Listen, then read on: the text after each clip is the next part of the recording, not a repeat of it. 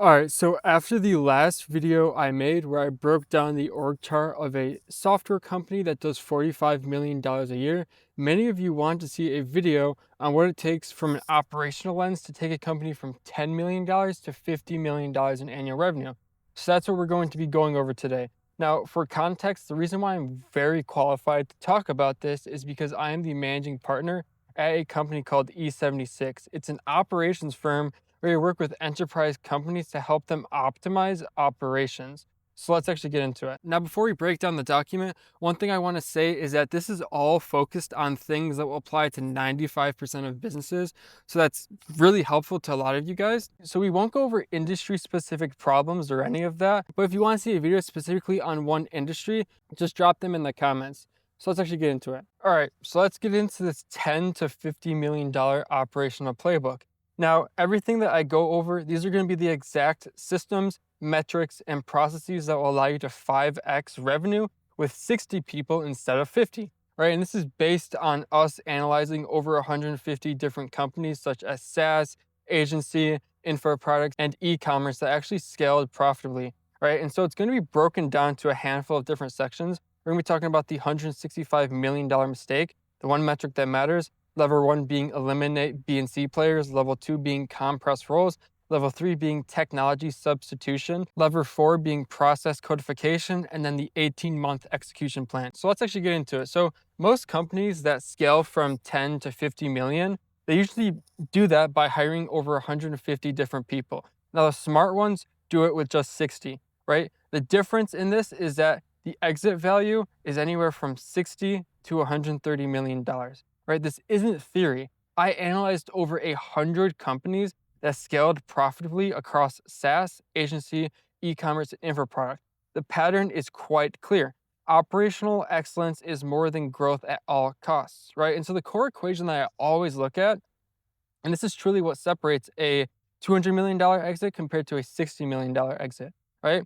Higher revenue per employee, if that's higher, that equals lower costs and higher margins, and that equals a premium exit multiple. Now, buyers don't just pay for revenue, they pay for 2 to 3 more efficient business, right? Now, if you look at like all across the world, what companies are getting acquired, it's not just, okay, the company that's doing $1 billion a year, it's the companies that do $1 billion a year, but have the highest profit margins, have the highest revenue per employee, and are simply the best companies. It's not always about, okay, this company does $1 billion a year. It's about this company does $1 billion a year, but all the other metrics that they look at before buying are really good, right? And so what's inside this whole document is 4 frameworks that take you from bloated to elite. And so the implementation time is around 18 months, but do note that some companies can get this done faster, some take longer, right? And so the value created will be $60 to $130 million more at exit. This video and this playbook is not for you. You're pre-$10 million, right? You need product market fit first, not operational excellence, or you're growing at around 20% year over year. You need more revenue momentum to actually support a restructure, or you're running on less than 10% margins, right? Fix your pricing, fix your margins, fix what the hell you're spending money on before actually going about optimizing operations. And the last one is that you're a founder operator. When I mean this, I mean you're the one that actually loves doing the work. This is for founders who actually want to scale and exit, or have the ability to have a high valuation and exit if they even want to. And so let's talk about one other thing being the economic lag, right? The hidden 90-day risk. Now, the brutal truth is when you cut 20% of your team, productivity overnight doesn't increase by 20%. There's a 60 to 90-day lag where things get worse before they get better. It happens in any economy, it happens in any business, right? What the lag looks like is in month 1, you cut 15 people, you extract their knowledge, and they exit cleanly. Now, in month 2 to 3, this revenue is going to dip due to the fact that there will be lost relationships, tribal knowledge gaps, remaining team is also adjusting, right? But between months 4 and 5, recovery will begin because the SOPs will start working. The A players will start stepping up and tech will be deployed. Now, within months 6 to 8, this will be a break-even point, right? You're going to get back to original output, but with fewer people. Months 9 to 12, gains materialize, right? 15 to 25% productivity increases with 20% fewer people. And then months 13 to 18, you're fully compounding, right? All these 4 levers that we talk about will be stacked to 2 to 3x your productivity, right? And the reason why this matters for timing is that you need a 12 to 18 month runway in cash before you even start. If you're already cash constrained, And this playbook can be detrimental and dangerous to your business. Right? The best time to start is around 10 to 20 million dollars, right, in annual revenue with 40 to 60 people because it's small enough that cuts are manageable, but it's also early enough that you can avoid bloat. Now, the worst time to start is $45 million with 140 people and a 6-month cash runway. The lag will kill you and your business and bankrupt you. Now, you can look at this and say, okay, well, Tyler, what if I do it in the recession? It's awesome. Counterintuitively, starting this right before a recession, like in December of 2019, for example, is the right time, right? Because you absorb the lag during that recession and that downturn, and you emerge out of that recession leaner, and buyers will pay premiums for multiples and efficient businesses when the market recovers. Now, if you're doing 10 million up, if you're growing at 20% up, and you have a 12-month or more cash runway, and you want to maximize your exit, let's get started, right? So the one metric that matters is revenue per employee, right? This is the single metric that predicts everything. I'm talking profit margins, exit valuation, and speed to profitability, right? The math that changes everything is that at $50 million in revenue, an elite company will have 60 people. That's around 833K revenue per employee, which means that you're roughly paying around 18 million in payroll, which leaves you with $32 million in profit per year, 64% margin. Compared to a company that is bloated, has 150 people, roughly 330K revenue per employee, that means that your payroll is roughly going to be $45 million, and that leaves you with $5 million profit, which is essentially just a 10% margin, right? The annual difference is $27 million in pure profit. Now, I'm going to just break it down in revenue per employee by industry and see where you stand, right? For SaaS, we're looking at anywhere between 600K and 1.2 million. Info, it's around 500 to 1 million. E-commerce, 300 to 600K. And agency is 200 to 500K. Now, how to get there? These are the 4 levers. 1, eliminate B and C players. 2, compress roles. 3, technology substitution. And 4, process codification. Now, these 4 layers don't add, they multiply. And so this is what the compounding actually looks like. If you do level 1, you're going to have a 20% increase. If you do levers 1 and 2, 45% increase. Lever 1, 2, and 3, 90%. And all 4 levers, 140% productivity increase, roughly a 2.4x. Now, if you deploy them in sequence, you're going to see roughly a 2 to 3x total productivity gains, right? Exactly how to execute each and every single one. Now, what I want to talk about for how this looks by industry is their biggest levers and their compressions, right? So, for example, SaaS, the biggest lever is technology substitution because automation is native to software. The compression is when you combine sales and customer service, marketing and product marketing, right? Info, it's somewhat similar, right? The biggest lever is process codification, right? Consistent content production equals consistent revenue. And then compression is combining a content creator and a marketer and a community manager. I'll explain what the compression is later, right, more in depth. And then for e-commerce, the biggest lever is technology substitution, things like automating your inventory, your fulfillment, and your customer service. And then the compression for this is combining inventory, logistics, and customer support into an operations manager. And then lastly, agency, the biggest lever is eliminating B and C players, right? Output variance is between 5 to 10x when you compare an A and C player. And then the compression is combining the project manager, the account manager, and the delivery lead, right? So let's talk about the first one being eliminating B and C players. Now, the brutal math is that one A player is 3 to 5x the output of a B player at anywhere from $10 to $50 million scale, right? So that means that 40 A players has the effective capacity of 140 people, right? That's $12 million in payroll. But when you look at B players, they have the effective capacity of 80 people, right? And that's $24 million in payroll, right? Same output, half the cost. B players aren't cheap, they're expensive, right? And so what you want to do first thing first is force rank your entire team. You want to build a spreadsheet where you rank everyone on a scale of 1 to 10 using these 3 criteria with equal weight. Output, you want to figure out, okay, what are they outputting? It might be revenue generated, it might be products shipped, it might be problem solved, right? These are measurable results. Next one, speed. How fast do they actually execute compared to peers, right? Independence. Do they need to be handheld or can they actually solve problems without you, right? So just add them all up and then sort it by total score. Top 20%, A players. Middle 60, B players. Bottom 20, C players, right? There's a critical rule I always want to mention is that you don't want to have any ties. If you feel that 2 people are equal, pick one. Forced ranking actually reveals truth, right? Once you do that, next step is document everything before you cut. Before you exit anyone, extract their knowledge. This is your insurance policy. So for each C player, schedule a 90-minute process download. Simply ask them the questions of what do they do daily, what tools do they use, what breaks and how do they fix it, and then who depends on you. Record it, transcribe it, turn it to a bunch of SOPs, and it doesn't need to be perfect. It needs to exist right off the bat. You can always update them later and make them perfect later. Now let's talk about the failure pattern. Most companies fire first and then document later, and this results in revenue dropping by 15 to 30% for 90 days because no one knows what to do and how to do the work, right? Don't be that company. Once you're done with that, then exit the bottom 10% immediately. Don't start with 20%, right? Start with the bottom 10, the clear C players, right? And have this exit conversation where it's like, hey, we're restructuring. Your role is going to be eliminated effective 2 weeks from today. Here's your severance, 2 to 4 weeks pay. We're going to provide you a reference for your next role. Done. No performance discussion, no second chances, clean exit.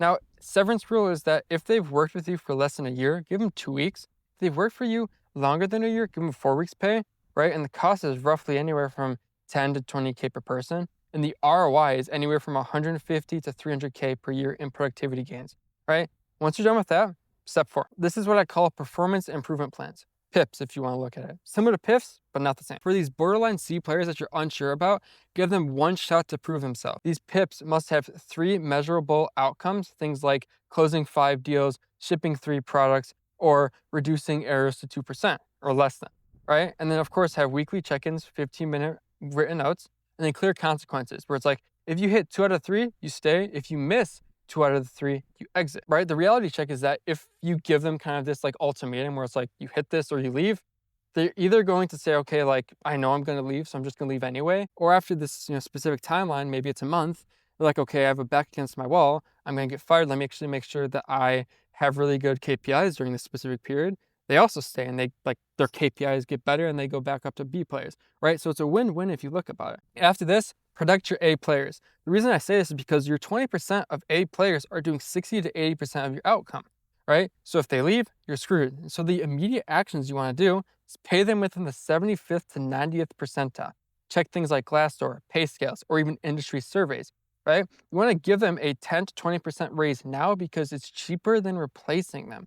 Last, and one of the last points is that you want to eliminate their admin work. Hire some sort of coordinator to unblock them. And then lastly, let them hire, right? A players recruit and attract always A players. Simple math. You can give them sort of an incentive, right? Pay them 10 to 25K for every A player that stays for longer than 6 months, right? Your A players always know other A players. This is the fastest way to scale quality really fast. And so what you'll see is in week 4, everyone's gonna panic, right? You're gonna say, we can't scale without them. You can, you just need to reorganize. In week 8, you're gonna have relief saying, why did we wait so long to do this? And the remaining team will actually pick up the slack faster than expected.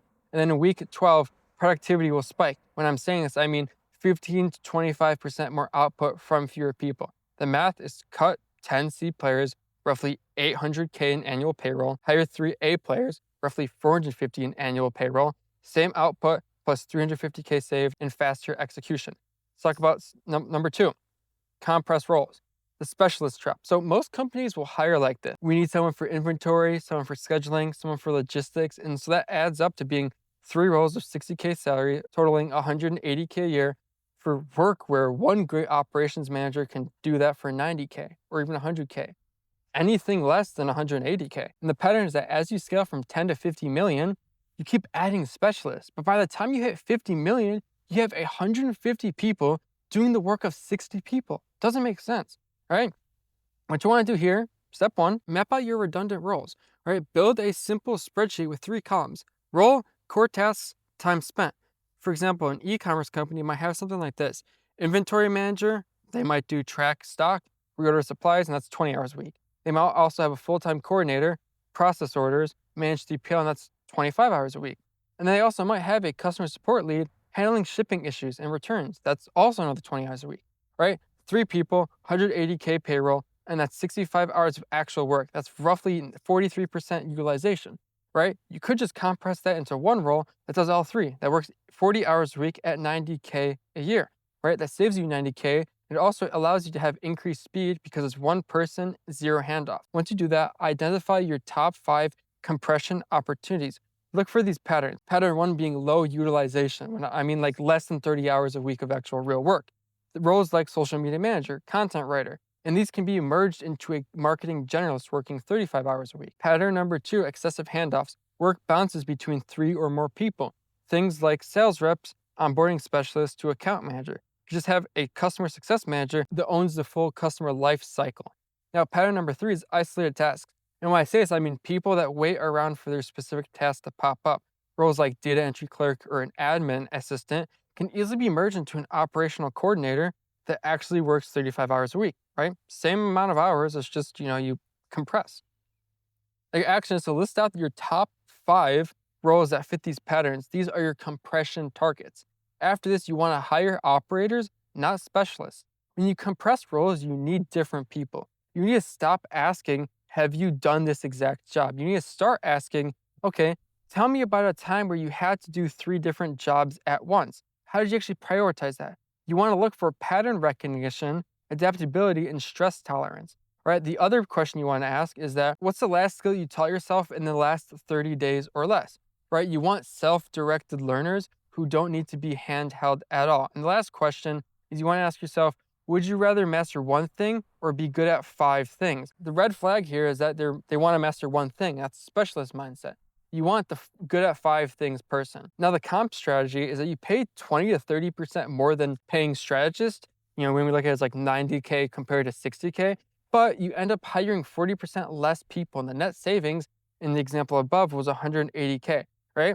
Once you do this, we want to rebuild the job descriptions around outcomes. So the old job description might be an inventory manager where they track inventory levels, manage reorders, and reconcile stock monthly. The new job description is operations manager, and something like ensure we never run out of materials, having less than 2% stockouts, keep inventory costs under 15% COGS, and maintaining a 95% or higher on-time delivery, right?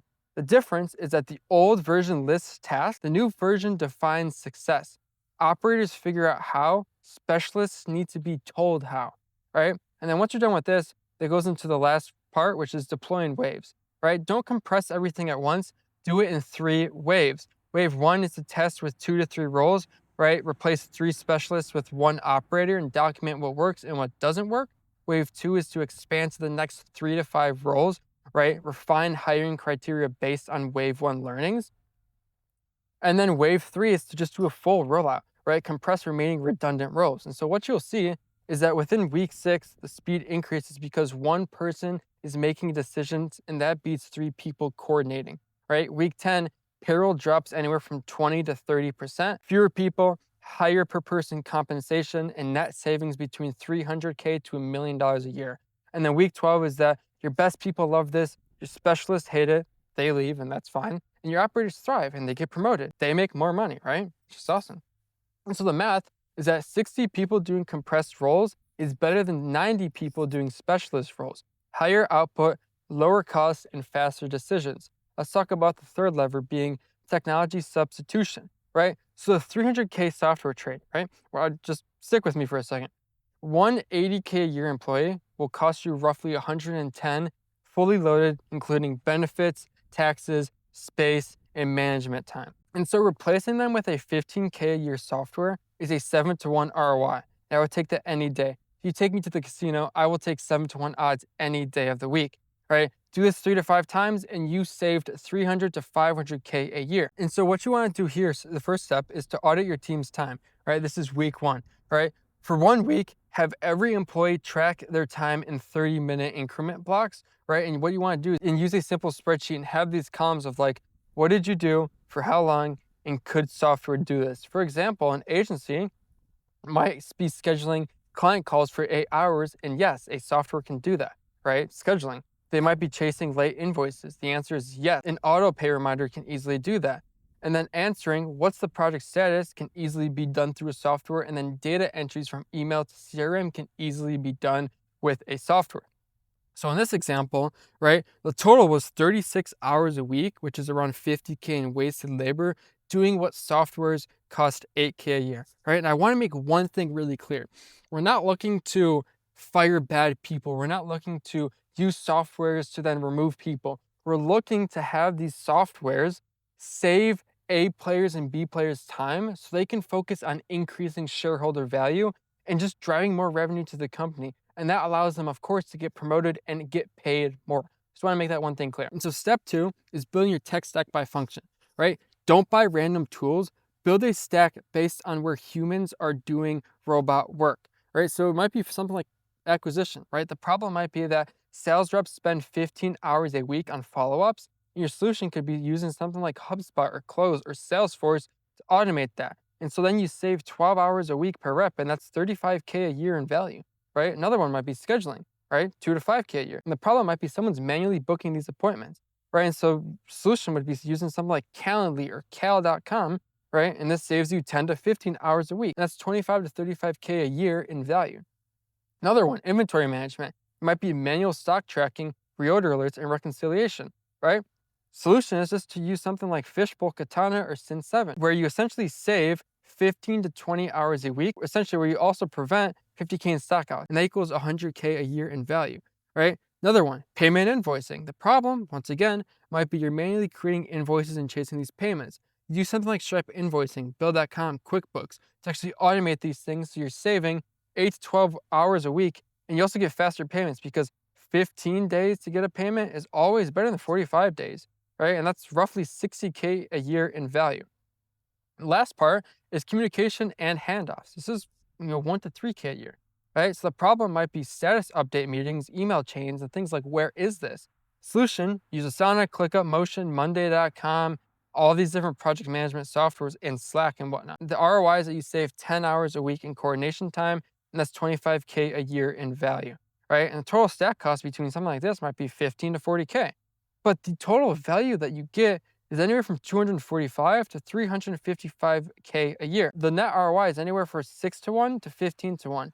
And those are amazing returns at the end of the day. In step 3 is you want to deploy in this exact sequence, months 2 to 6, right? So don't buy everything at once. Don't go on a software buying frenzy. It's kind of stupid, right? So just deploy one at a time, 3 to 4 weeks apart. In month 2, you might do the CRM, right? Or customer management. And this is simply just insanely impactful because it helps your sales team become more efficient.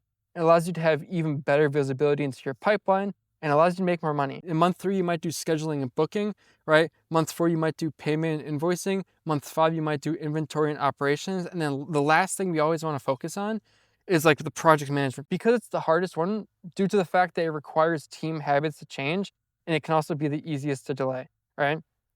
What you want to do is once you're done with that, you want to measure the before and after. So for each tool, track these 3 metrics. How much time did we save? Did our error reduction go down? And did this have some sort of revenue impact, right?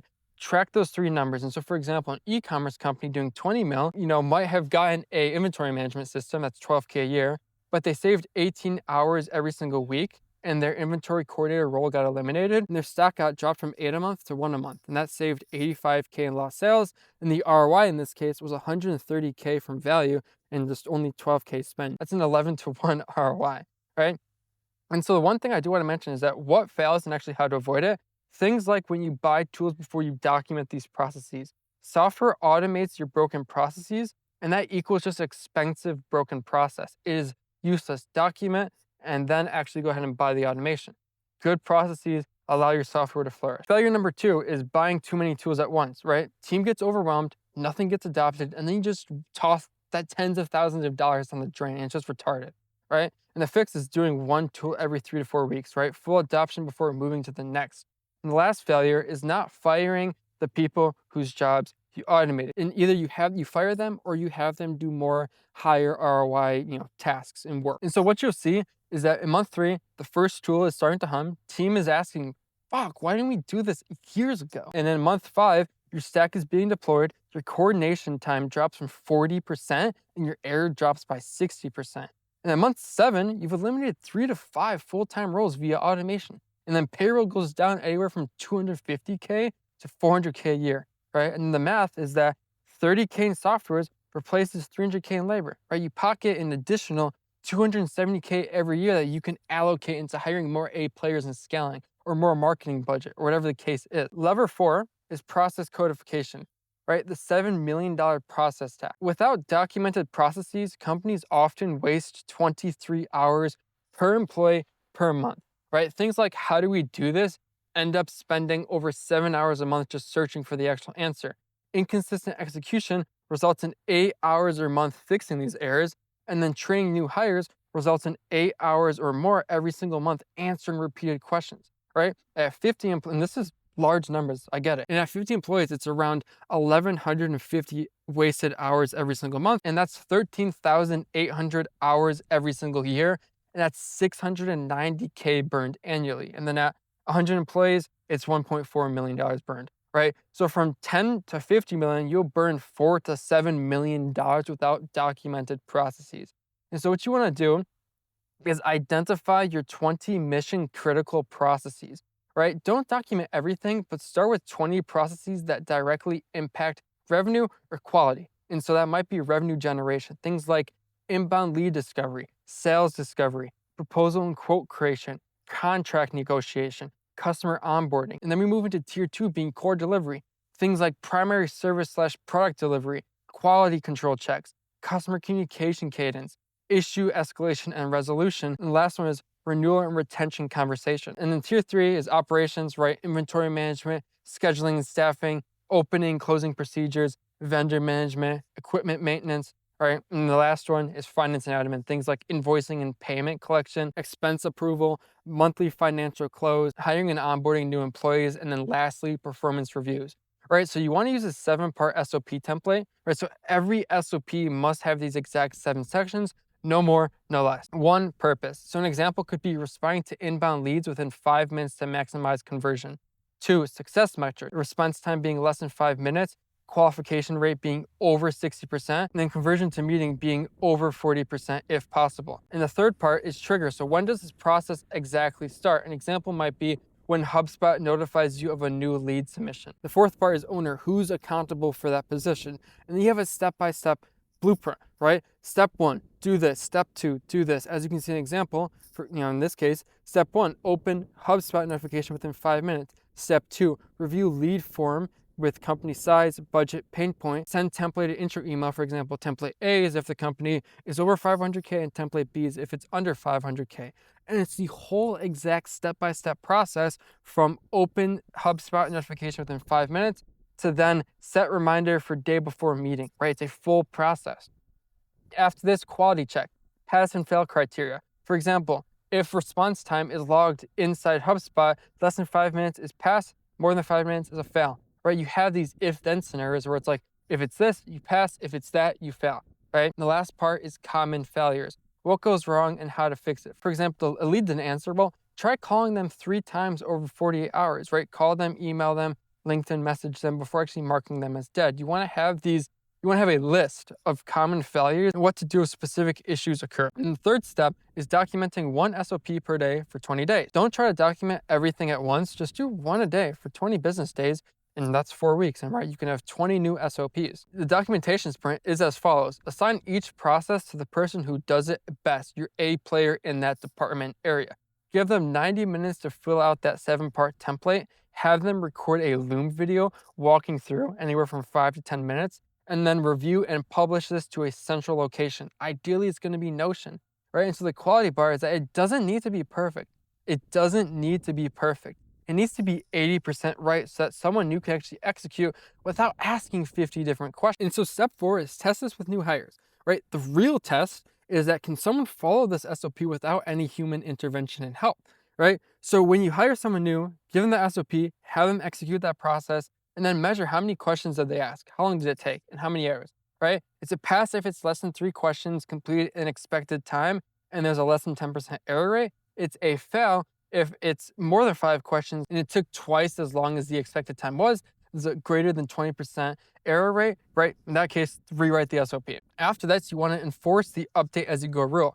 So SOPs never die, right? I like to think about it as like, if you don't maintain them, there's going to be dust on them. And similar to a house, you always dust it to make sure that's clean. Same thing with an SOP, right? Build this rule into your culture. So if you improve a process, you must update the SOP within 24 hours. If you don't, the improvement doesn't count, right? Make one person the SOP owner, usually like a COO or operations manager, and their job is to do a quarterly audit on all these SOPs, simply asking the question, are they accurate, right? Enforcing the update rule so that you can catch people skipping steps and then collect feedback from the team on like, what's confusing, what's missing. And so what you'll see is that within week 4, first 10 SOPs have been done, right? A new hire ramp time drops from 8 weeks to 4 weeks, right? And then week 8, all 20 SOPs are done. And so the how do I questions drop 70%. And then week 12, team execution speed increases from around 25 to 40%. And so everyone is doing it the same exact way and zero confusion. And the math that I did behind this is that 50 employees at around 23 hours wasted a month, like I said, is 1,150 hours wasted every month, right? SOPs eliminate 60 to 70% of this waste. And that's around 690 to 805 hours a month that we've just recovered. And that 690 hours a month times 12 months is 8,280 hours a year. And that's around 414K value, right? And so the cost to create 20 SOPs, 30 hours of work, which equals 2K, right? So the ROI in this, 200 to 1. Insane, right? And so from 10 to 50 million, documented processes will save you $2 to $4 million in wasted time and prevent $3 to $5 million in revenue from being lost from inconsistent execution. That's around $5 to $9 million in total value. And so this is the compound lever. It makes everything else. It makes the people, the roles, the technology all work better. And so if I had to give you an 18-month execution plan, it looks like this. First off, you got 2 choices, right? If you want to do bloated scaling, timeline's going to be 36 months, 150 people. You're going to have 12 million annual payroll, 8 to 12% profit margins. You're going to have an exit value of 150 to 200 million. And your take home is only 90 to 120 million. Or you can do the efficient scaling. Do this in 24 months with 75 people. Payroll is $6.4 million. Your profit margin is 25 to 30%. Your exit value is 250 to 300 million. And then your take home is 180 to 250 million. The difference is 60 to 130 million dollars more in your pocket, right? And so here's the game plan, right? Hopefully you chose the efficient scaling part, right? And so your game plan is within months 1 to 6, foundation, right? So you force the team rank, you exit the bottom 10%, you protect the 20% up top, you document 20 core SOPs, 1 a day for 20 days, you deploy tech stack, things like maybe your CRM, your scheduling, your payment, your inventory, and your product management. You compress 5 to 10 specialist roles into operator roles. And so your target is around 500 to 600K revenue per employee. Months 7 to 12 is what I call acceleration, baby, right? So you hire 5 to 8 A players via referral bounties. You automate the top 10 processes, and you cut payroll by 20 to 30% via role compensation and automation. And so your target here for revenue per employee is 700 to 800K.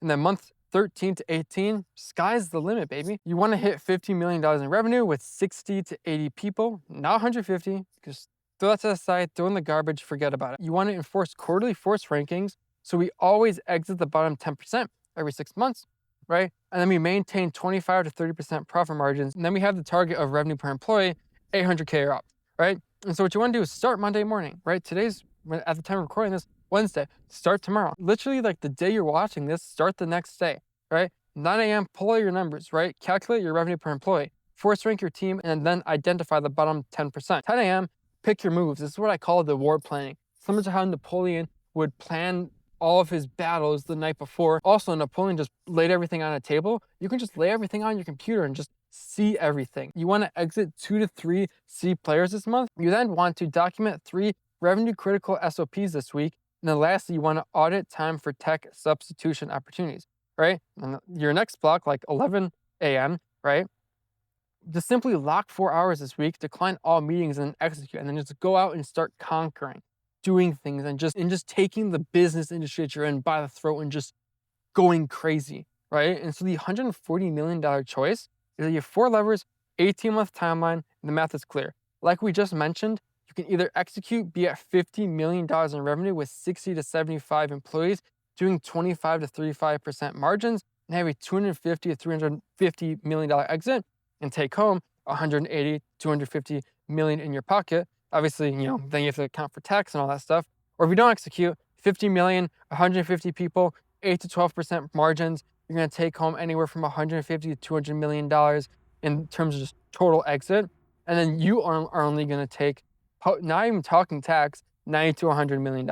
Right? So the difference, as we talked about, is 60 to 130 million. If you don't have any time, let's say, let's just say your business operations is horrible and you can only do one thing. And you said, Tyler, pick one thing, all right? Then I would just simply start here. Lever 1, eliminate B and C players in the next 90 days. Why this one? Because A players will execute the other 4 levers faster, right? B and C players will resist them. And so your 90-day quick win could be something like today. You force rank your team, 30 minutes with a spreadsheet.